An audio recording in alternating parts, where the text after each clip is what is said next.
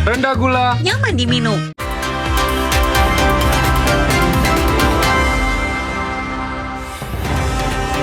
Kompas petang kami lanjutkan, saudara. Puluhan siswa SMA dan SMK di Cipongkor, Bandung Barat mengalami gejala keracunan usai mengkonsumsi MBG pada pagi hari.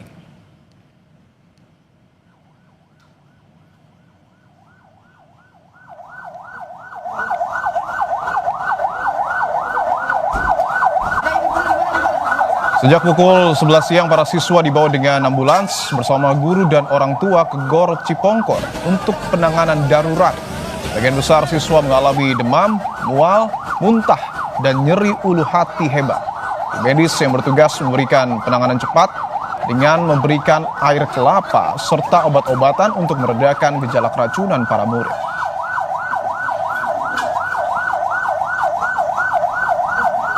Ya, beberapa waktu lalu. Begitu, untuk siang hari ini jam 9. Menanggapi tragedi keracunan massal para murid dari makanan MBG, pakar hukum pidana menilai para penyalur makanan dan pihak yang memasok bahan makanan bisa dijerat pidana terkait unsur kelalaian. Selain pidana, para pengelola MBG juga bisa dijerat dengan Undang-Undang Kesehatan hingga Undang-Undang Perlindungan Konsumen terkait distribusi makanan yang tak sesuai standar kesehatan. Ada beberapa ketentuan pidana yang bisa diterapkan baik kepada penyalur makanan tersebut yang menyediakan makanan atau pihak-pihak yang memberikan masukan terkait dengan bahan-bahan makanan tersebut.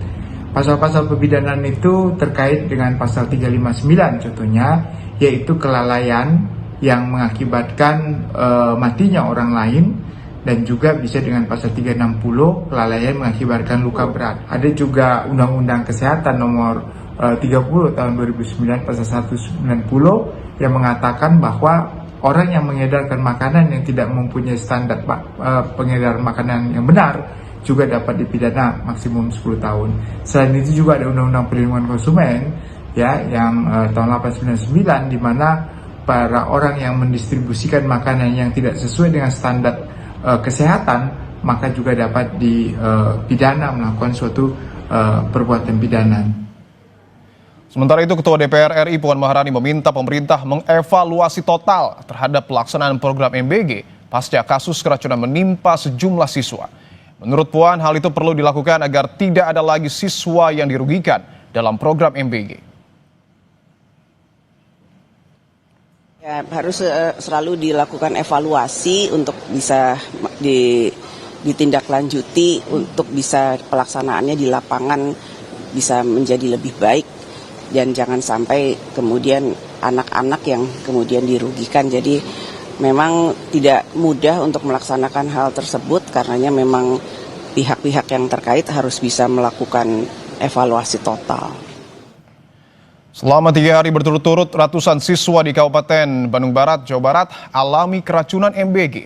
Jumlah ini bukan sekedar angka, namun ada nyawa manusia yang dipertaruhkan. Lalu siapa yang harus bertanggung jawab? Kita bahas bersama Wakil Ketua Komisi 10 DPR RI, fraksi PKB, lalu Hadrian Irvani, dan juga ahli gizi masyarakat Dr. Tan Sotien dan Guru Besar Fakultas Hukum UNSUD, Profesor Hipnu Nugroho. Bapak-bapak, ibu-ibu, selamat petang semua. Selamat petang. Siap, saya ingin ke Pak Lalu dulu. Pak Lalu, bahwa kita tahu orang tua murid di Kabupaten Bandung Barat akhirnya minta agar program MBG ini dihentikan karena anak-anak mereka sudah kedua kalinya alami keracunan. Tanggapan Anda? Baik, Mas. Jadi pertama yang ingin saya katakan adalah sejatinya program MBG ini adalah program bagus.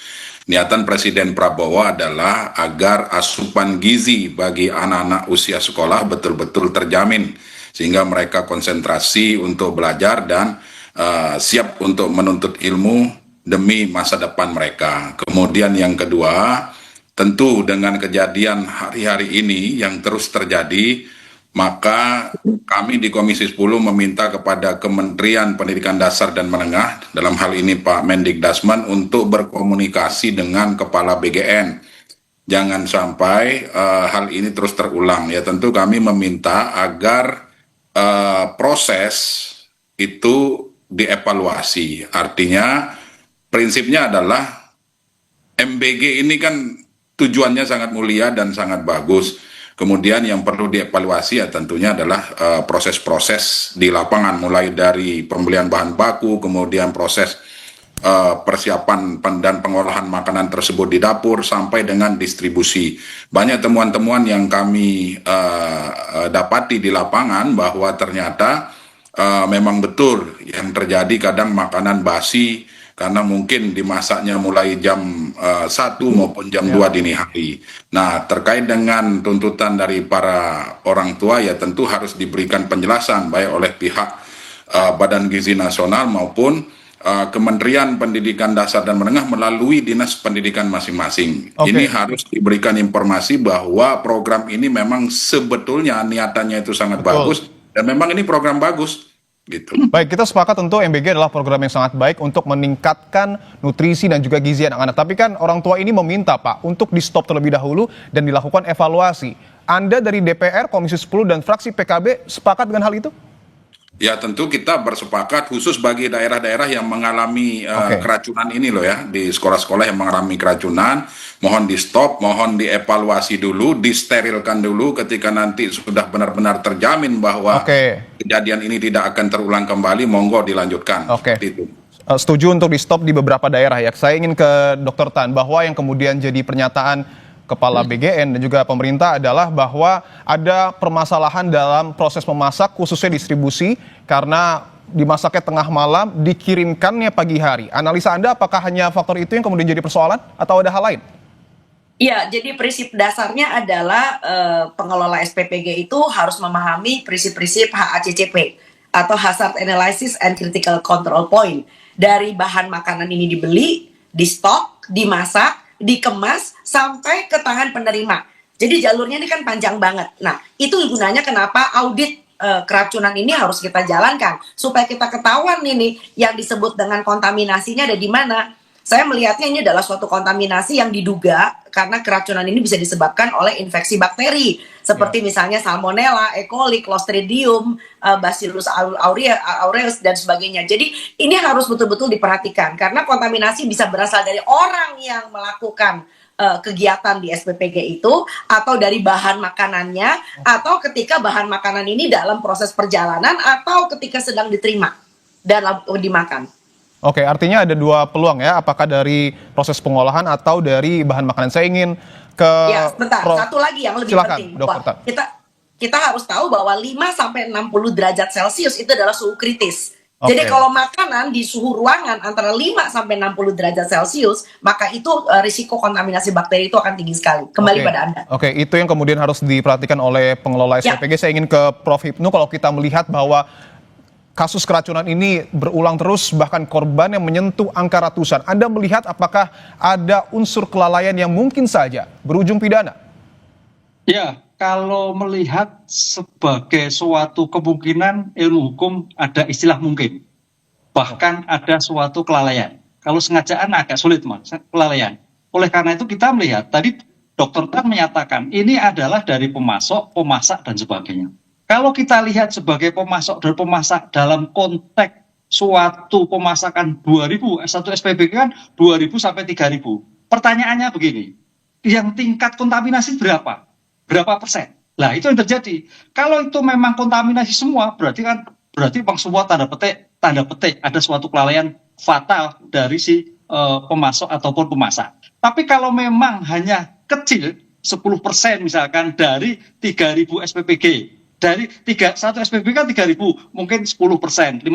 Inilah yang saya kira harus dikaji. Kualitasi sebagai bentuk substansi tadi kontaminasi Dr. Tan, itu jenis kualifikasi racunnya seperti apa?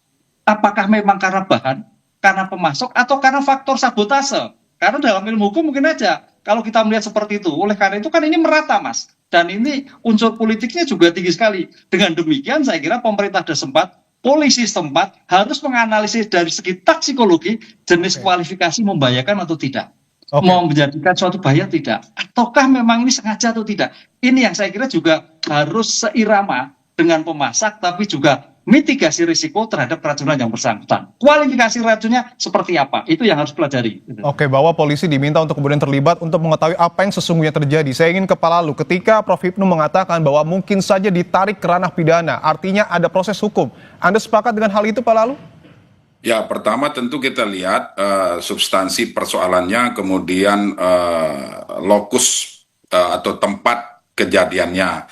Ya, saya pada prinsipnya sepakat kalau sekiranya hal tersebut memang dilakukan secara sengaja. Namun yang langkah-langkah yang dilakukan oleh Kementerian Pendidikan Dasar dan Menengah menurut laporan yang kami terima adalah Kementerian sudah berkomunikasi dengan pihak BGN, kemudian memerintahkan kepada Dinas Pendidikan terkait untuk berkomunikasi dengan sekolah agar sekolah mengumpulkan seluruh wali murid melalui komite sekolah untuk dilakukan pertama sosialisasi, kemudian sosialisasi yang saya maksud adalah bahwa program ini akan terus dilanjutkan. Program ini merupakan program nasional, merupakan prioritas dari program Presiden Prabowo. Kemudian yang kedua terkait dengan kejadian keracunan ini ya tentu kami meminta pihak kementerian langsung menyampaikan kepada Dinas Pendidikan dan Sekolah agar sementara dilakukan penghentian dulu sampai betul-betul BGN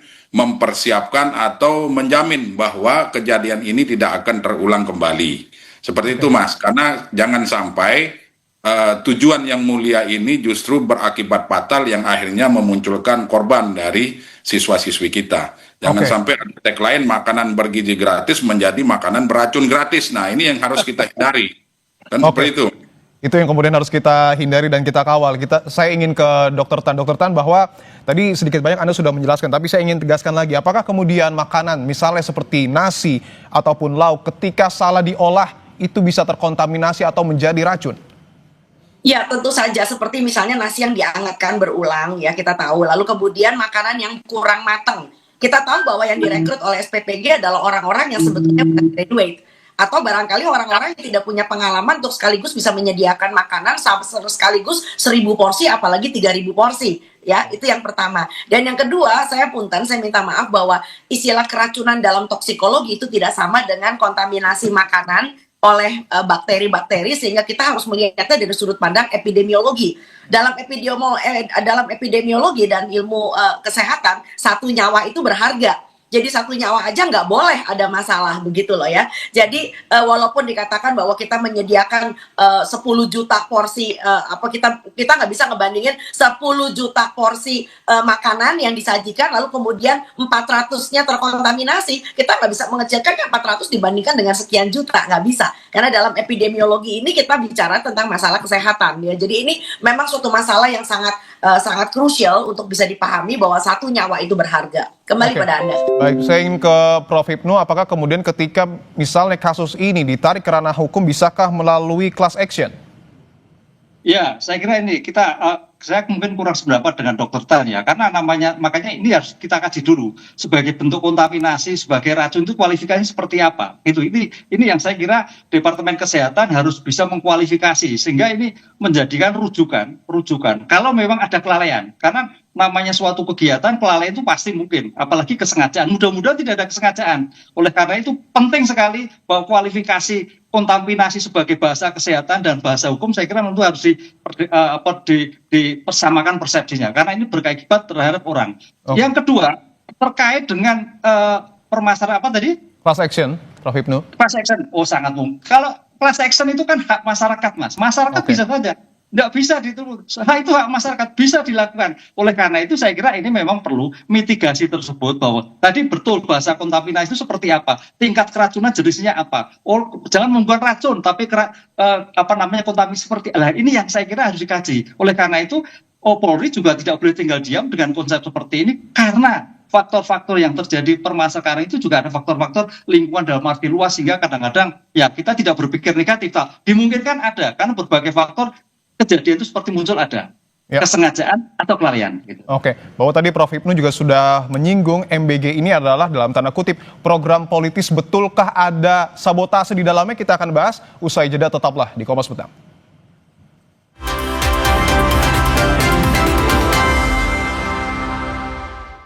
white coffee sugar dulu. Wah, Rendah gula. Nyaman diminum. umpan lambung apa umpan terobosan yang terbaik? Ridho. Do. Seger-seger luwak white coffee. Luwak white coffee sugar dulu. Wah, Luwak white coffee less sugar dibuat dengan susu rendah lemak, rendah gula, rendah kalori. Menangkan 5 tiket nonton langsung Piala Dunia. Kirim 5 bungkus kopi luwak apa saja. Foto dan upload ke sosial media tag Kopi Luwak Official. Buruan kirim. Pemenang akan segera dipilih. Luwak white coffee. Rendah gula. Nyaman diminum. Every mile leads to meaningful stories. Suzuki Franks. Marvelous at every mile. Tidak semua air itu aqua. Yang dipilih dari sumber air di gunung terlindungi, disaring bertahun-tahun oleh lapisan bebatuan, dan kaya akan mineral alami yang seimbang. Sehingga aqua terasa dingin tanpa didinginkan. lawan ketombe dengan Zincool Booster baru. Deo Active Scalp Technology lawan 3 jenis ketombe. Boost sensasi dingin with glacier water and mint. Zincool Booster, ketombe, no worries. Layo. Yuk bikin masakan yang pasti diserbu. Pakai kecap sedap kedelai hitam spesial. Bikin lidah auto pati. Cumi kecap nih. Will Goes Approve Specialisius. Looks good kan? Taste good. Kecap sedap kedelai hitam spesial. Looks and taste beyond good. Dari Wings Food. Oh, kerjain tugas berduaan. Hah? Temukan kode unik di tutup botol Aqua. Kirim kodenya lewat WhatsApp. Menangkan apartemen mewah, mobil, dan hadiah menarik lainnya. Minum Aqua dapat hadiah miliaran tanpa diundi. Baru Happily popok celana dewasa 3-in-1 cocok untuk omalincah kayak Ega. Happily ekstra serat nampung hingga 1200 ml. Gak gembung, ekstra kering, ekstra tipis. Ada ekstrak teh hijau, pakai dari pagi, nyaman kebelet. Pakai Happily say praktis. Nongki kesandang-kesindang sampai malam, nggak bocor. Nggak kelihatan kan say, Eka pakai popok. Oma opa nggak usah worry lagi, pakai Happily. Happily, semua jadi easy. Luwak white coffee sugar dulu. Wah, Rendah gula. Nyaman diminum.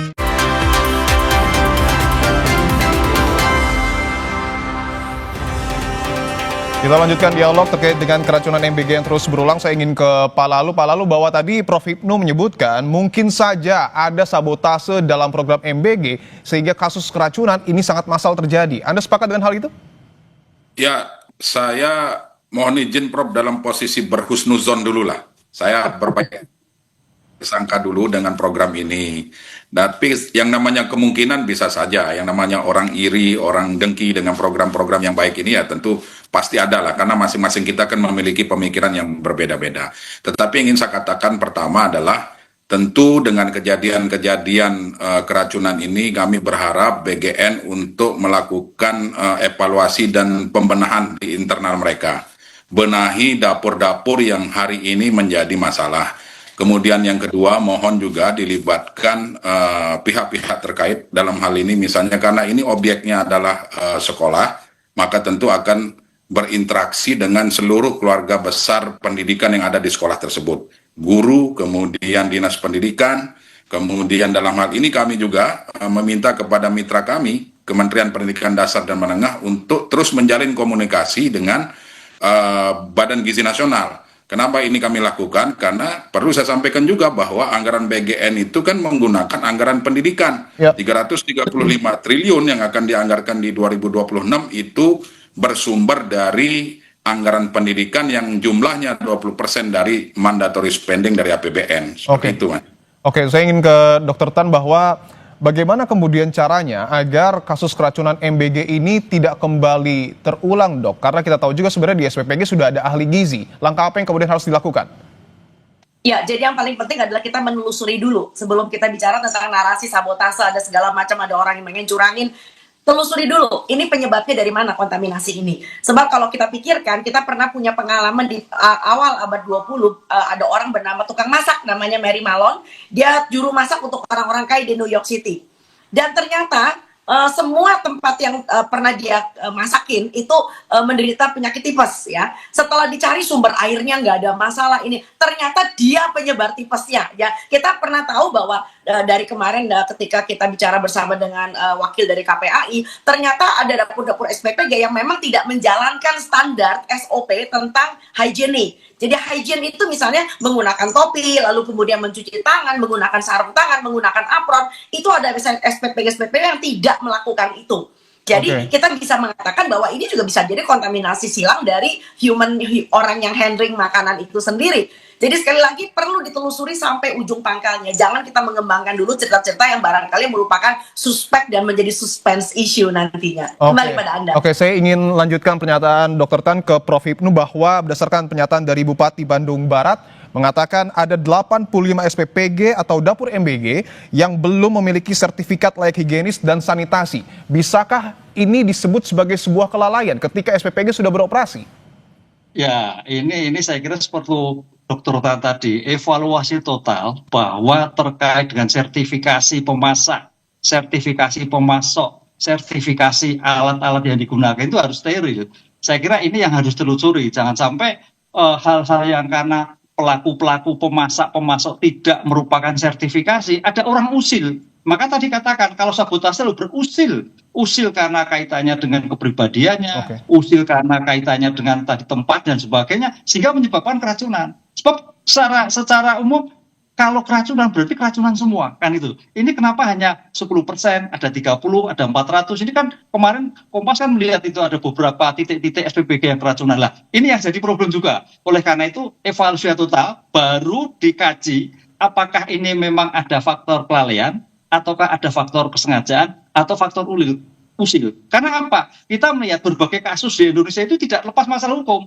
Masalah COVID aja, masalah hukumnya banyak banget. Baik dugaan korupsi, penyakit dan sebagainya. Nah, ini juga demikian juga. Masalah terpenggelontoran anggaran besar. Kemudian di dalam pelaksanaan tidak bersertifikasi. Kemungkinan potensi itu ada. Oleh karena itu, dalam hal hukum saya kira harus mengawal. Jangan sampai terjadi masalah COVID harusnya untuk menolong, tapi juga permasalahan hukum muncul. Ini juga demikian itu Mas. Baik, saya ingin ke Pak Lalu, singkat saja Pak, mungkin apa tanggapan Anda terkait dengan ada puluhan SPPG ataupun dapur MBG yang sudah beroperasi padahal belum tersertifikasi? Ya, kami sangat menyayangkan ya, jangan sampai nanti hanya gara-gara mengejar target penerima MBG ini kemudian segala cara dihalalkan. Sebaiknya BGN kembali mengecek ulang bahwa dapur-dapur yang hari ini belum memiliki sertifikasi yang dimaksud tadi harus betul-betul dipastikan baru boleh beroperasi. Nah, ini sudah terbukti bahwa ternyata akibat dari kelalaian ataukah apa istilahnya itu, bahwa benar terjadi ada siswa-siswi kita yang hari ini keracunan. Nah, ini yang perlu harus dievaluasi. Kemudian menunya juga harus diperhatikan. Jadi yang namanya menu gizi itu kan kalau yang kami temui di lapangan, kami kan sering berkunjung ke sekolah-sekolah itu. Pada saat kami kunjungan kemudian membuka rantang MBG itu ternyata jauh dari kata makanan bergizi. Masih banyak yang kita temukan, misalnya orek tempe cuman isinya 5 biji. Kemudian telur sepotong. Kadang-kadang telur itu sepotong dipotong lagi jadi 7. Nah, ini kan sangat jauh dari harapan. Nah, oleh sebab itu saya berharap MBG evaluasi diri dan BGN evaluasi diri, kemudian ajak bicara seluruh stakeholder pendidikan. Baik Pak Lalu. Saya ingin ke Dr. Tan, singkat saja Dokter, apakah kemudian SPPG yang belum tersertifikasi ini harus di stop atau seperti apa statement closing Anda? Ya, kita harus melalui 2 mekanisme. Mekanisme yang pertama adalah penelusuran epidemiologi. Kenapa ini bisa terjadi keracunan istilah mereka. Dan yang kedua tentu saja adalah evaluasi HACCP. Kalau ada SPPG yang tidak melaksanakan HACCP dengan benar, stop sama sekali. Karena walaupun dia belum melahirkan korban, tetapi dia potensial menjadi orang yang pihak yang bisa menelurkan korban-korban keracunan berikutnya. Jadi sekali lagi SPPG yang sudah menelurkan korban tolong di stop, dan yang potensial bakal menyebabkan korban tolong di stop juga sampai HACCP terlaksana dengan baik. Baik, Prof. Ibnu, mungkin terakhir pernyataan penutup Anda, singkat saja Prof. Ya, karena ini ada korban, ada akibat hukum, saya kira proses hukum harus diselidiki sebagai bentuk pencegahan kemudian hari. Apakah ini karena kelalaian ataukah faktor usil? Itu yang kita lihat. Dengan demikian makanan gizi gratis benar-benar steril, memberikan kemampuan, memberikan gizi pada masyarakat. Dan sampai tercela sedikit pun masalah hukum. Begitu, Mas. Oke, artinya kita harus sama-sama mengawasi hal ini agar tidak kembali terulang kasus keracunan MBG. Terima kasih Pak Lalu, Dr. Tan, dan juga Prof. Hipnu atas waktunya. Sehat-sehat selalu semua. Terima kasih. Ratusan siswa diduga mengalami keracunan akibat mengkonsumsi makan bergizi gratis. Situasi ini membuat Badan Gizi Nasional membentuk tim investigasi untuk